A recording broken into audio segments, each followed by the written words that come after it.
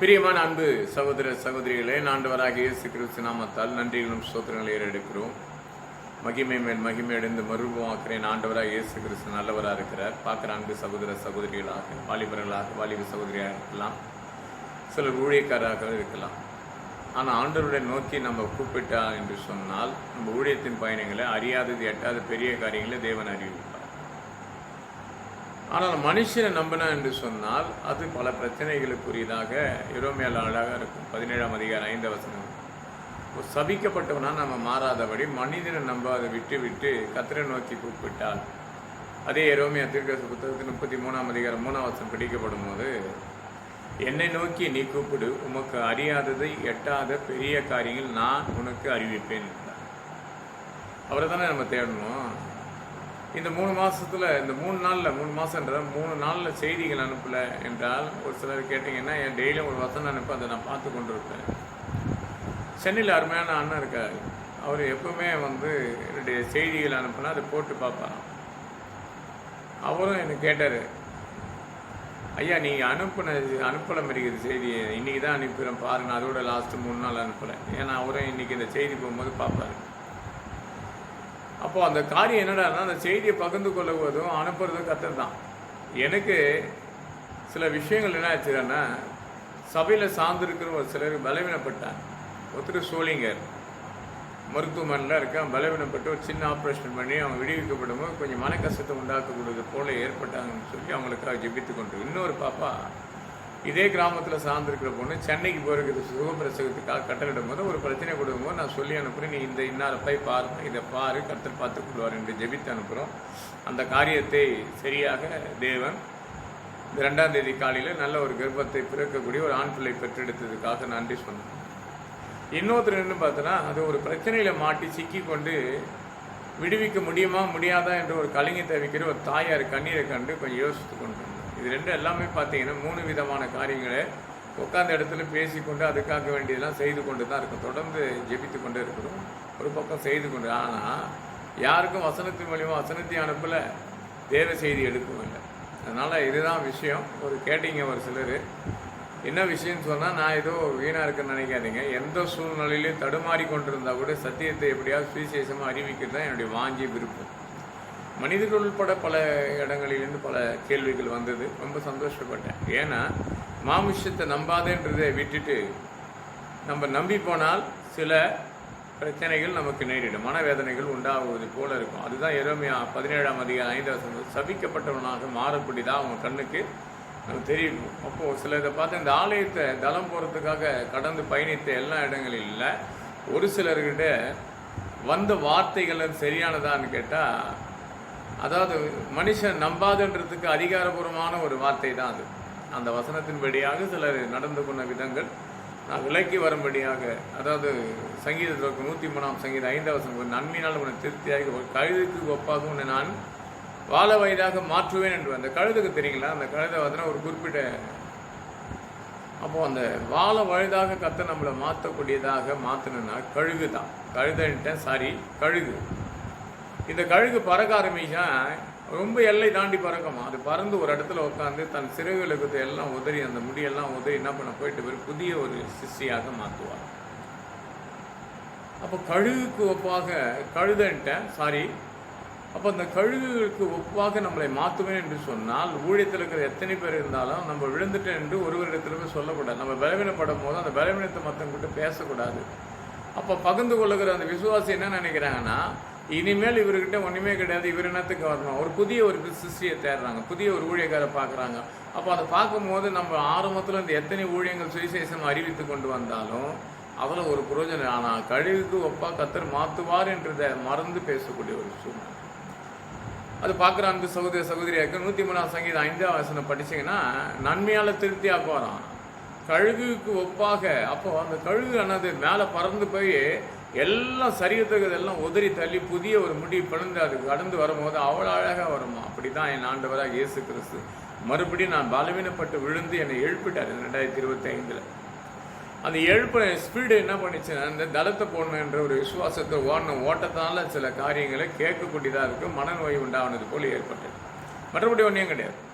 தொடர்ந்து பழைய இப்போ ஊழியம் செய்திருக்கிறேன். இப்போ நான் இன்றைக்கி 12:15 ஆகுது இல்லையா, 3ஆம் தேதி காலையில் இந்த செய்தி எடுத்துக்கொண்டு இருக்கின்ற காரணங்கள் என்ன, சிலது யோசிப்பதை காட்டியும் கொஞ்சம் அசந்து தூங்கினா கூட என்ன அந்த பலவீனத்தை பிசாசமே நம்மளை அநேக காரியத்தை எழுப்பக்கூடிய ஒரு சூழ்நிலை ஏற்படுத்தும். அப்படி பார்த்தா என் ஆண்டவர் தன்னை நோக்கி கூப்பிட்றவங்களுக்கு என்ன விடுகிறாருன்னா, ஒருவன் எதிர்பாராத உட்கார்ந்து கொண்டிருப்பான், அவனுக்கு ஒரு பெரிய காரியத்தை செய்து முடிப்பார். ஒருவனை பார்த்தா 4 பேர் அவனுக்காக பிரயாசப்பட்டு தூக்கின்னு வந்தவனே தேவன் விடுதலை கொடுப்பார். அப்படி ஒருவனை பார்ப்போமே. மார்க்கு புத்தகம் 2ஆம் அதிகாரத்தில் அங்கே 2ஆம் வசனம் படிக்கப்படும் போது ஒருவன் திமிருவாதக்காரனை கொண்டு வராங்க. அந்த திமிருவாதனை கொண்டு வரப்போது இயேசுவை பார்க்கக்கூடிய ஒரு சூழ்நிலை இல்லை. அப்பத்தனை ஜனங்கள் நிறையா இருக்குது. நம்ம அந்த 2ஆம் அதிகாரத்தை மார்க் 2ஆம் அதிகாரத்தை படித்தாலும் அதுதான் இருக்கும். அப்போ அவ்வளோ ஏராளமான ஜனங்களை பார்க்க முடியாது. அந்த வீட்டு மேலே ஏறி அந்த கூரையை தள்ளிட்டு அதன் வழியாக அவனை இறக்கப்படுவதை கர்த்தர் கவனிக்கிறார். 5ஆம் வசனம் பார்க்கும்போது அதை கவனிக்கிறார் ஆண்டவர். அந்த 4 பேருடைய விசுவாசம் எப்படிப்பட்டதாக இருக்குது, அந்த 4 பேருடைய நம்பிக்கை எப்படிப்பட்டிருக்குது, அந்த 4 பேர் அந்த இவனுக்காக செய்கிற உதவி எப்படிப்பட்டது நினச்சி தான் உன் பாவம் உனக்கு மன்னிக்கப்பட்டு எழுந்து நடனுவார். இன்னைக்கு எழுந்து யாரும் நடக்க முடியாத திமிருவாதக்காரனை போல உட்காந்து கொண்டிருக்கீங்க. ஒரு சிலர் கடன் தொழிலை மாட்டிக்கொண்டிருக்கிறீங்க. ஒரு சிலர் பார்த்தா அநேக பாடுகளில் பிஸ்னஸில் எழுந்துக்க முடியாத இருக்கிறீங்க.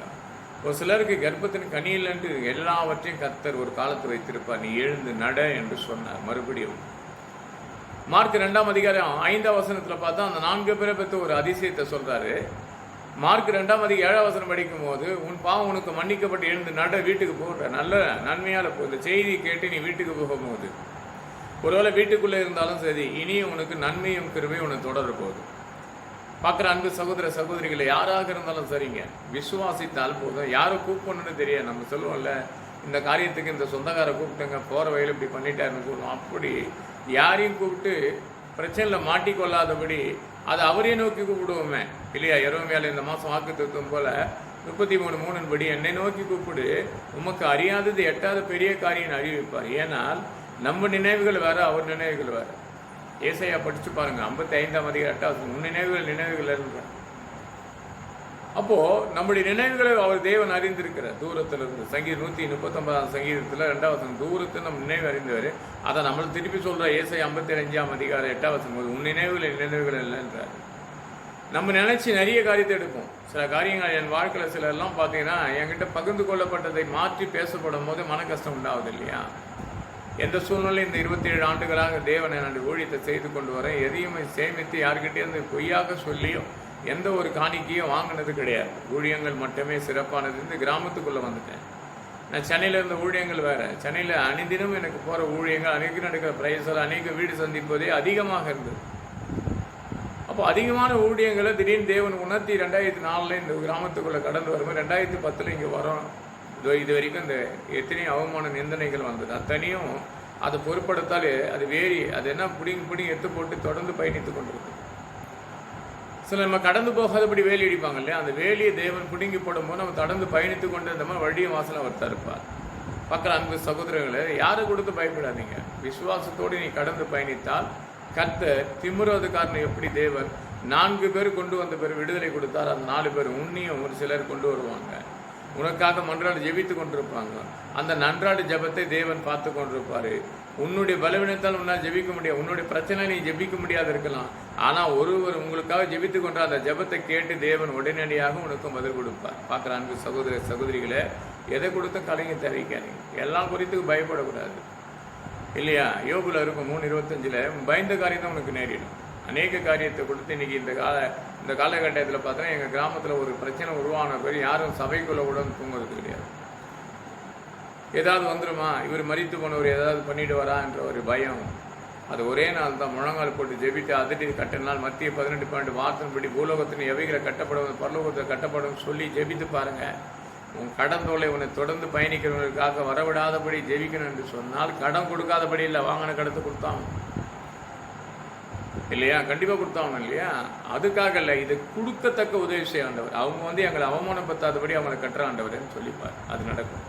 ஏன்னா அந்த வானமண்டல பொல்லாத ஆவியால் நமக்கு நிறைய பிரச்சனைகள் உருவாக்கி கொண்டே தான் இருக்கும். அனுதினம் அந்த ஆவிகளை கட்டி கொண்டு ஜெபித்து கொண்டே இருந்தோம். நம்ம ஜெபத்தை கர்த்தர் கேட்டு இறங்கி ஒரு அடையாளத்தை செய்து முடிப்பார். ஒரு திமிருவாதக்காரனை தேவன் நடத்தினது போல வாழ்க்கையில் இன்னொரு இடத்துல அப்போஸ்தலர் 3ஆம் அதிகாரத்தை படிக்கப்படும் போது இங்கே ஒரு சப்பானி கர்ப்பத்தில் பிறக்கப்படும் போதே அவன் சப்பானியாக பிறக்கப்பட்ட ஒரு மகன் வந்து ஆலயத்துக்கு முன்பாக பிச்சை கேட்டு கொண்டிருக்கிறான். அங்கே பேதுரும் என்ன பண்ணுறாங்க, பேதுரும் யோவானும் கடந்த அந்த ஆலயத்துக்குள்ளே போகும்போது இவன் பிச்சை கேட்டுக்கு இருப்பதை பார்த்து அவனை உத்து பார்க்கும்போது அவன் எப்படி பார்க்குறான்னா, ஏதாவது கிடைக்குமா. இன்னைக்கு நிறைய விசுவாசம் அதுதானே, ஆலயத்துக்குள்ளே வந்து எப்படி வாழன்றது கேட்கறது கிடையாது, வந்த உடனே வசதி வாழ்ப்பாயிடணும் இல்லையா. என்னெல்லாம் அப்படி தான் சிலர் நினச்சிட்டாங்க. திடீர்னு அவருக்கு என்ன ஆச்சு தெரில, தளத்துக்கு காணிக்கின்ற முறை கேட்டுனே இருக்கிறாரு என்று தொடர்ந்து ஒரு அம்மா சொல்லிட்டாங்க, தொடர்ந்து நீ கேட்டுன்னு இருக்கிற அப்படின்னு சொல்லிட்டாங்க.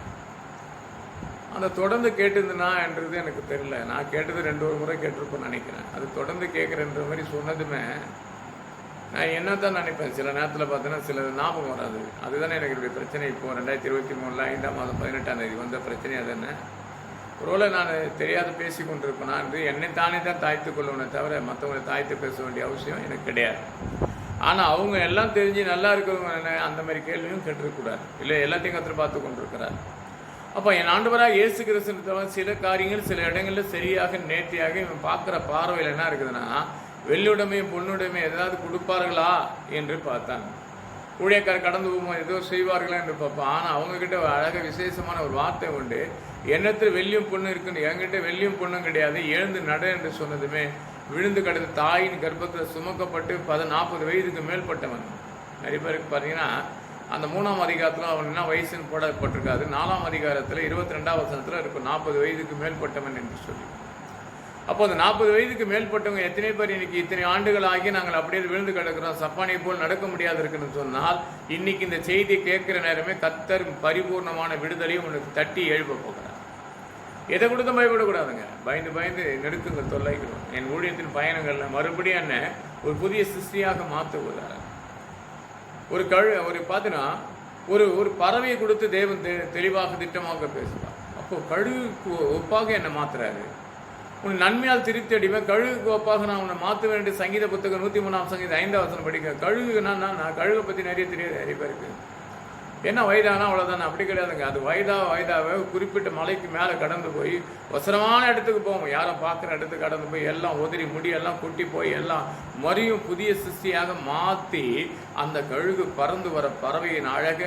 அப்படி தாங்க ஊழியக்காரங்களாம் விழுந்து கிடப்பதை பார்க்கும் எழுந்து நடக்கக்கூடிய ஒரு சூழ்நிலை கத்திரவனை மாற்ற போகிறான். என்ன மாற்றின ஆண்டு சில கேள்விகளை கடந்த மாதத்தில் சிலருங்களாம் கேட்டதெல்லாம் பார்த்து என்னை ஆராய்ந்து ஜெபித்து கொண்டே இருக்கிறேன். என்னத்துக்கு இப்படிப்பட்ட சூழ்நிலை ஏற்பட்டதுன்னா, மற்றவங்களை விடுத்து நான் உன்னை பிரித்து எடுக்கிறேன் இல்லையா. சவுலா இருந்த பவுலா மாற்றினார் இல்லையா, அப்படிப்பட்டவன் தான் நான். அப்படி இந்த உலகத்தை சுற்றி திரிந்து என்னை கூப்பிட்டு அழைக்கப்பட்ட அழைப்பு 2ஆம் கிளாஸை படித்து இந்த ஊழியத்தில் என்னை நன்மையை கிருபை தொடரத்தக்க செய்த ஊழியத்தை அந்த ஒரு சில காரியத்துக்காக தளம் கட்டணும் என்று சொன்னால் கடவுள்கிட்ட சொல்லியிருக்கணும். இல்லை ஒரு குறிப்பிட்ட ஜெபம் பண்ணி கொண்டிருக்கும் போது யாரை தேவன் வெளிப்படுத்துகிறோம் அவங்கள தான் கேட்டிருக்கணும்.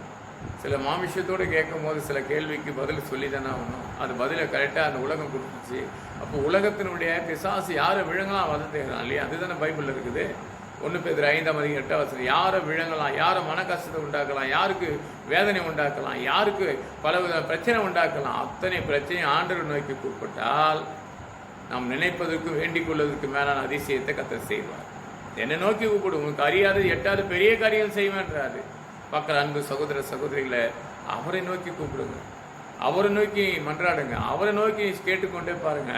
ஒரு நாட்டில் ஆண்டவர் உனக்கு அறியாத எட்டாவது பெரிய காரியம் அறிவிப்ப. நீ கடன் தொல்லையா, இல்லை கர்ப்பத்தின் கனியில் அதிக பிஸ்னஸ் லாஸ்ட் ஆகிருக்க, நீ கவலைப்படாத, கர்த்தரை நோக்கி கூப்பிடு.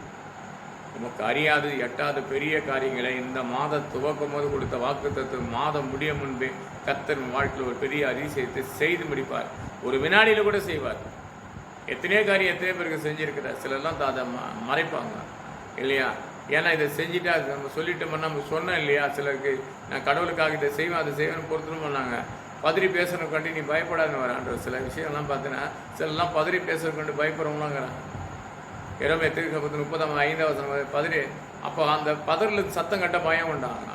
ஆனால் ஏசாயாவில் படிக்கும் போது அவங்க பேசுவதை கண்டு நீ பயப்படாத. 35ஆம் அதிகாரம் வாழ்க்கையில் எதை கொடுத்தும் பயப்படாத, கர்த்தரை நோக்கிப்பார், உன்னை பிரகாசம் உள்ளவராக கர்த்தர் மாற்றுவார். அவரை நோக்கி பார்த்தார்கள், அவங்க முகங்கள் பிரகாசம் அடைந்து என்று சொல்லி சங்கீதம் 34ஆம் சங்கீதத்தை 5ஆம் வசனம் நீங்களும் நோக்கி பாருங்கள், நானும் நோக்கி பார்க்குறேன்.